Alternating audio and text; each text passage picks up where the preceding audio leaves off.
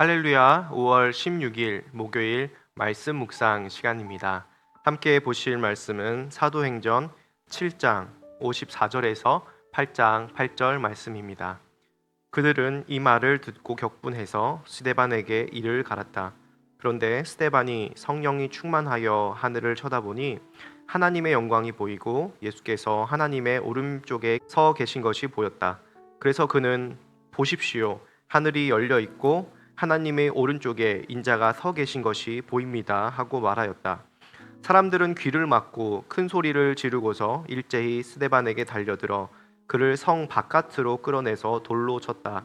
증인들은 옷을 벗어서 사울이라는 청년의 발 앞에 두었다. 사람들이 스데반을 돌로 칠 때에 스데반은 주 예수님, 내 영혼을 받아 주십시오 하고 부르짖었다. 그리고 무릎을 꿇고서 큰 소리로 주님, 이 죄를 저 사람들에게 돌리지 마십시오 하고 외쳤다. 이 말을 하고 스데반은 잠들었다. 사울은 스데반이 죽임당한 것을 마땅하게 여겼다. 그날에 예루살렘 교회에 큰 박해가 일어났다. 그래서 사도들 이외에는 모두 유대 지방과 사마리아 지방으로 흩어졌다.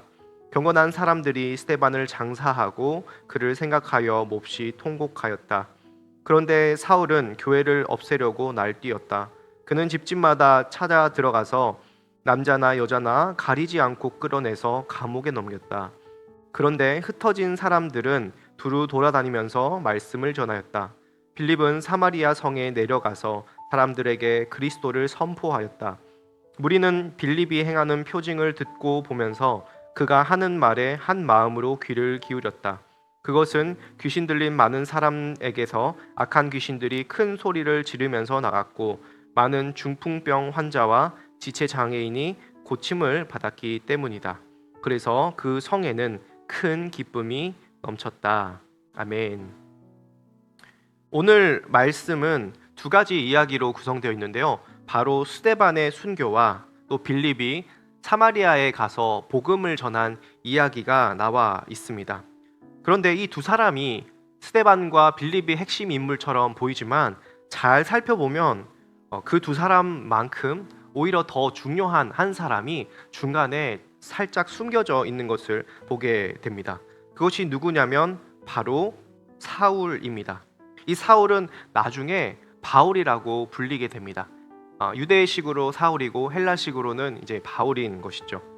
이 사울에 대해서 여러분 머릿속에 염두에 두고 앞으로 사도행전을 잘 읽어가면 좋겠습니다. 그러면서 우리가 지금까지 읽었던 맥락을 한번 살펴보길 원하는데요. 오늘 이 말씀이 내용상으로는 아니지만 스토리상으로 그 사도행전의 중반부를 지나가는 그런 기점입니다. 오늘 사도행전의 내비게이션이 되는 구절은 다름 아니라 사도행전 1장 8절 오직 성령이 너희에게 임하시면 너희가 권능을 받고 예루살렘과 온 유대와 사마리아와 땅끝까지 이르러 내 증인이 되리라 하신 그 말씀이 우리 사도행전의 전체적인 구조가 되는데요. 그래서 그 내용을 4부로 나눌 수 있는데 1장부터 2장까지는 오직 성령이 너에게 임하시면 너희가 권능을 받고 하는 이 장면이고요. 3장부터 8장 3절 오늘 말씀 중간까지 예루살렘에서 일어났던 복음의 이야기, 그리고 8장 4절부터 앞으로 보게 될 12장까지가 3부로 온 유대와와 사마리아까지, 그리고 마지막까지는 제4부로 땅끝까지 이르러 내 증인이 되리라 하시니라 라는 이 말씀을 네 토막으로 나누어서 볼 수 있는데, 우리가 중반을 지나가는 예루살렘에서 온 유대와 사마리아로 복음이 확장되는 지점이 바로 오늘 살펴보고 있는 본문 말씀인 것입니다. 그래서 오늘 8장 1절에 보면 사도들 이외에는 모두 유대 지방과 사마리아 지방으로 흩어졌다. 오늘 본문은 그간 예루살렘 중심으로 이루어졌던 사역이 이제는 유대와 사마리아 지방으로 확장되는 것을 알려주고 있습니다. 그런데 여러분, 의문이 있습니다. 어떤 의문이냐면 성령이 충만하여서 하나님의 말씀에 순종하기 위해서 그렇게 목숨까지 걸었던 예루살렘의 초대교회 성도들은 왜 주님의 말씀, 예루살렘과 온 유대와 사마리아 땅끝까지 이르러 증인이 되리라 하신 말씀을 듣고 알았음에도 불구하고 예루살렘을 떠나지 않고 사마리아에 가지 않았을까 하는 생각이 듭니다. 여러분, 사람이 자신의 한계를 뛰어넘는 것, 자신의 담장을 넘는 것은 그만큼 힘든 것입니다. 선교적인 교회가 되어가는 것이 쉽지가 않습니다. 사마리아는 본래 이스라엘의 일부였지만 이제는 유대 지역과 완전히 분리되어서 적대감이 강했습니다. 마치 북한처럼 가깝고도 먼 나라였습니다. 그런데 땅끝까지 복음을 전해야 된다는 사실을 알면서도 그런 부담스러움 때문에 엄두를 내지 못했던 것이 바로 사마리아 전도였습니다. 그런데 오늘 사마리아 전도가 시작이 되었습니다. 그런데 어떻게 이 전도가 시작되었습니까? 그들이 자발적으로 간 것이 아니라 바로 박해 때문에 가게 된 것입니다. 사도들 이외에 모두가 유대 지방과 사마리아 지방으로 흩어진 사람들은 두루 돌아다니면서 말씀을 전하였다고 했습니다. 여기서 흩어졌다는 것은 마치 농부가 씨를 뿌리듯이 그 씨앗을 흩어 뿌리는 것을 이야기합니다. 농부의 입장에서는 주체적으로 그 씨를 흩뿌리지만 그 씨앗의 입장에서는 뿌려짐을 당하는 것이죠. 복음이 전파되는 일에 때로는 우리가 능동적으로 순종하여서 복음을 들고 가기도 하지만 때로는 우리가 수동적으로 어쩔 수 없이 가야 될 때도 있습니다. 자신의 한계를 스스로 뛰어넘지 못할 때 때로는 하나님은 여러 가지 역사를 통하여서 우리가 자신의 담장을 뛰어넘어 복음이 전파되는 그곳으로 갈 수 있도록 우리를 보내시고 가서 그리스도를 전파하게 하십니다. 때로는 그것이 고통스럽고 어려운 고난일지라도 빌립이 사마리아 지방에 가서 말씀을 전할 때 그 성에 큰 기쁨이 넘쳤던 것처럼 때로는 우리의 고난과 아픔이 있을지라도 하나님의 말씀을 따라 복음을 전하는 삶이 박해와 한계를 뛰어넘어서 큰 기쁨을 가져다 오는 것을 기대하며 주님의 말씀을 따라 살아가는 우리 함께하는 교회 성도님들이 다 되면 좋겠습니다. 그럼 이 복음의 확장이 일어나기 전에 어떤 일이 이 복음의 확장을 가지고 왔습니까? 바로 스데반의 순교가 있었습니다. 우리가 어제까지 살펴보았듯이 스데반은 예루살렘 공회에 잡혀와서 지금 변론을 하고 있었습니다. 당시에 스데반 앞에 있었던 산헤드린 공회의 권력은 요즘 말로 하면 입법, 사법, 행정 모든 권력을 가지고 있었던 75명의 사람들이 지금 스데반을 핍박하고 있었던 것입니다.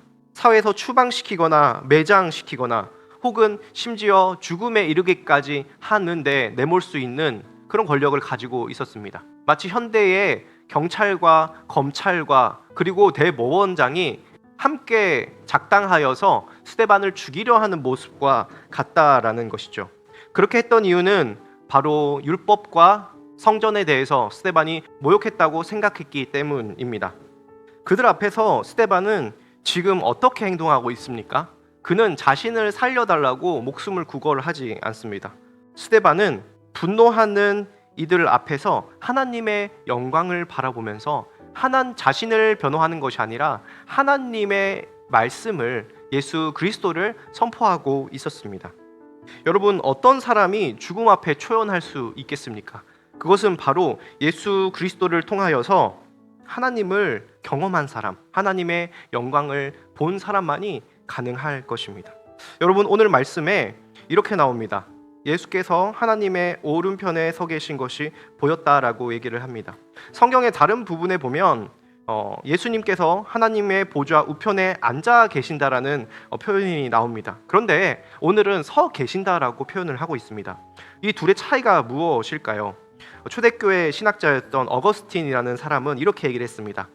예수님께서 하나님 보좌 우편에 앉아 계시다고 할 때는 심판자이심을 의미하고, 그리고 그가 서 계시다고 할 때는 그분이 우리를 변호하시고 중보하시는 분임을 의미하는 것이라고 했습니다. 지금 스데반에게 서 계신 모습으로 보이는 그 예수님은 세상 법정에서 모함을 당하고 죽임을 당하지만 하나님 법정에서 예수님께서 그를 위해서 중보하시고 온 우주 만물의 통치자 되신 예수님께서 그의 편이 되신다라는 그 사실을 보여주고 계신 것입니다. 그렇기 때문에 스데반은 담대했습니다. 그는 죽어가면서도 이렇게 얘기할 수 있었던 것이죠. 주여, 저들의 죄를 저 사람들에게 돌리지 마십시오. 예수님, 나의 영혼을 받아 주십시오. 여러분, 이 유언은 예수님의 고백이었습니다. 예수님께서 십자가에 달려 죽으실 때에 자신을 희생하여서 하나님의 뜻을 이루셨던 것처럼 오늘도 스데반은 성령이 충만함으로 예수님을 닮은 모습으로 자신을 내어주고 있는 것입니다.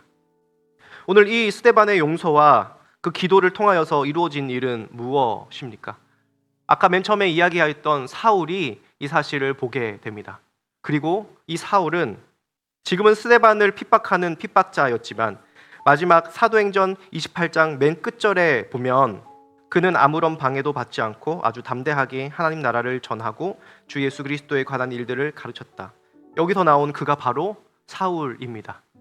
스데반을 죽인 그 자리에 서 있었던 그가 스데반의 죽음 이후에 예수님을 통하여서 변화되고 앞으로 진행될 온 유대와 사마리아 그리고 땅끝까지 전해질 복음을 전하는데 귀에 사용하게 될 일꾼이 된 것이죠.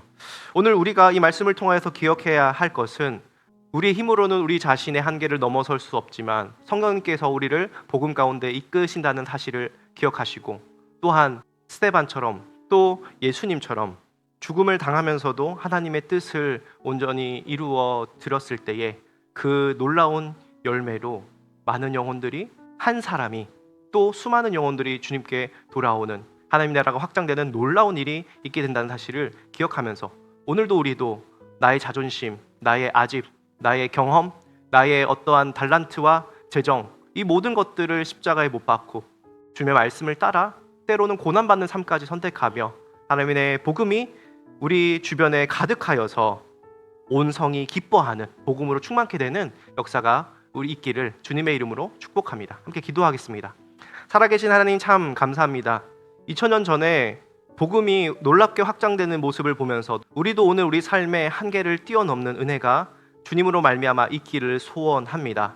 가는 곳마다 순교적인 삶으로 선교적인 삶으로 주여 저들의 죄를 용서하여 달라고 나의 영혼을 받아달라고 고백한 스데반처럼 우리의 삶을 하나님께 아낌없이 드리는 귀한 함께하는 교회 성도님들 다 될 수 있도록 역사하여 주시옵소서. 감사드리며 예수님의 이름으로 기도합니다. 아멘.